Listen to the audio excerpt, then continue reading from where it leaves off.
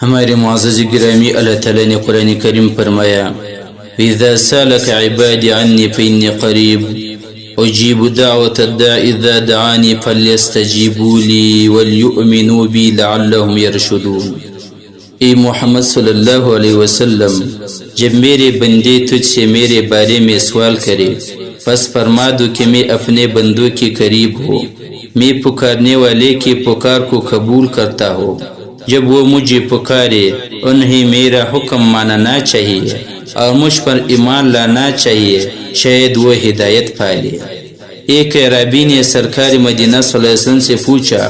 یا رسول اللہ، کیا ہمارا رب دور ہے یا نزدیک ہے؟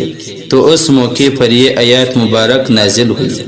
بعض علماء کے نزدیک اس آیات سے مراد روزہ دار بندے ہے، روزہ دار بندے اس آیات مبارکہ سے مراد ہے۔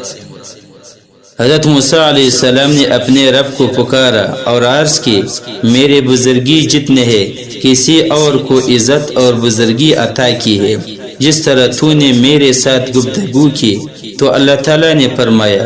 اے موسیٰ، میرے کچھ بندے ہیں جن کو آخری زمانہ میں رمضان کے صدقے سے عزت عطا کرو گا اور میں تم سے زیادہ ان لوگوں کے قریب ہوگا، کیونکہ جب میں نے تیرے ساتھ کلام کیا تیرے اور میرے نزدیک 70,000 پردے ہیں، اور جب میرے محبوب کی امت روزہ رکھے گی اور ان کے ہونٹ سفید ہوگے بھوک اور پیاس کی وجہ سے ان کی رگت زر ہو جائے گی، تو میں افطاری کے وقت 70,000 پردوں کو اٹھا دوں گا۔ اے موسیٰ، ان لوگوں کے لیے خوشخبری ہو جس نے رمضان میں اپنے جگر کو پیاسا اور اپنے پیٹ کو بھوکا رکھا، پس اس کی جزا میرے ملاقات ہے۔ پس ہر عقل مند کو اس کی حرمت کا خیال رکھنا چاہیے، اپنے دل کو حسد اور مسلمانوں کی عداوت سے محفوظ رکھنا چاہیے،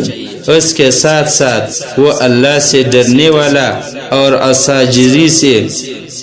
عاجزی کرنے والا ہو، خواہ اس کا روزہ قبول کیا جائے یا نہ کیا جائے، کیونکہ اللہ تعالیٰ فرماتا ہے روزہ صرف متقی لوگوں کا قبول ہوتا ہے۔ جب روزہ دار اپنے قبور سے نکلے گے، وہ اپنے روزوں کو پہچانے گے تو ان کے سامنے تحفے اور پانی کے کوزے رکھ دیے جائیں گے، اور انہیں کھانے کو کہا جائے گا، تم لوگ بھوکے رہتے تھے اور وہ لوگ خوب کھاتے تھے، اور تم پیاسے رہتے تھے جب لوگ سیر ہو کر پانی پیتے تھے، پس تم آرام کرو۔ پس روزہ دار کھائیں گے، پیئیں گے اور آرام کریں گے، اور دوسرے لوگ حساب میں مبتلا رہیں گے۔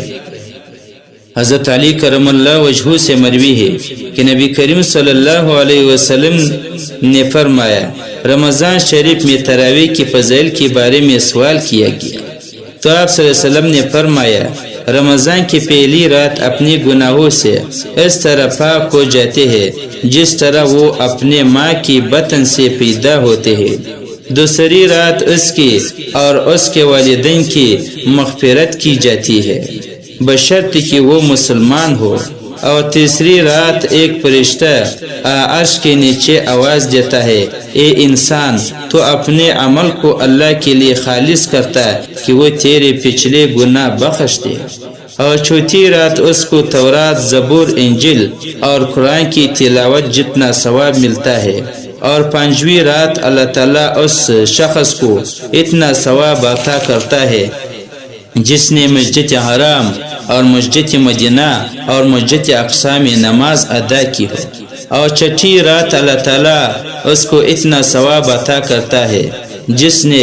بیت المعمور کا طواف کیا ہو، اور تمام پتراؤ ڈیلے اس کے لیے مغفرت کی دعائیں کرتے ہیں،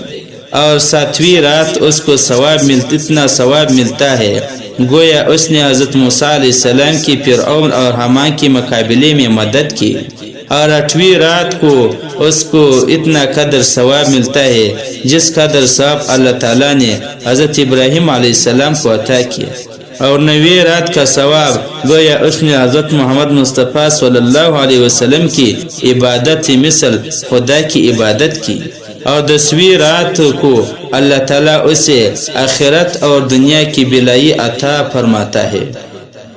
اور 11ویں رات کو ثواب، اتنا ثواب اللہ تعالیٰ دے گا جب وہ دنیا سے جائے گا تو گناہوں سے پاک ہو کر جائے گا، گویا وہ ابھی ماں کی شکم سے نکلا ہے۔ اور 12ویں رات کو اس کا چہرہ قیامت کے دن چودویں کے چہرے کی طرح چمکتا ہوگا۔ اور 13ویں رات کا ثواب یہ ہے کہ روز قیامت تمام برے محفوظ ہو کر آئے گا۔ اور 14ویں رات کا ثواب تمام فرشتے اس کی نماز تراویح ادا کرنے کی گواہی دے گی، پس اللہ تعالیٰ اس سے حساب نہیں لے گا۔ اور 15ویں رات تمام فرشتے اور حاملان عرش اور حاملان کرسی اس پر درود بھیجتے ہیں۔ اور 16ویں رات اللہ تعالیٰ اس کو دوزخ سے چھٹکارا عطا کرتا ہے اور جنت میں داخل ہونے کی خوشخبری سناتا ہے۔ 17ویں رات ایک فرشتہ اعلان کرتا ہے اور کہتا ہے، اے بندے، تجھ سے اور تیرے والدین سے اللہ رہے۔ اور 19ویں رات کو اللہ تعالیٰ اس کے درجوں کو جنت فردوس میں بلند کرتا ہے۔ اور 21ویں رات کو اللہ تعالیٰ اس کے لیے ایک نور کا گھر جنت میں تعمیر کرتا ہے۔ اور 22ویں رات کا ثواب یہ ہے کہ وہ ہر پریشانی اور غم سے آزاد ہو کر آئے گا۔ اور 30ویں رات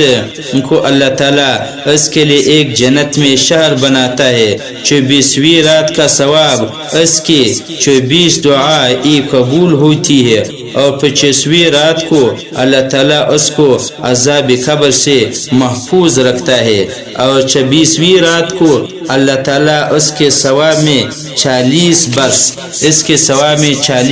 کا ثواب اضافہ کرتا ہے۔ 27ویں رات کی فضیلت یہ ہے کہ وہ بجلی کی طرح پرسرات سے گزر جائے گا۔ اور 28ویں رات کا ثواب اللہ اس کو 1000 حج کا ثواب عطا کرتا ہے۔ اور 19ویں رات کا ثواب یہ ہے کہ اللہ تعالیٰ بندے سے فرمائے گا، جنت کے میوے پینے کا جو تیرا جی چاہے، اور اس سبیل کی پانی سے غسل کرو، اور آبی کوثر پی، میں تیرا رب ہو اور تو میرا بندہ ہے۔ جب نماز تراویح کی اتنی فضیلت ہے تو مسلمانوں کو چاہیے کہ وہ اپنے مصروفیات چھوڑ کر ایسی عبادت ضرور کرے تاکہ اخروی ثواب ان کو ملے اور اخروی ثواب سے محروم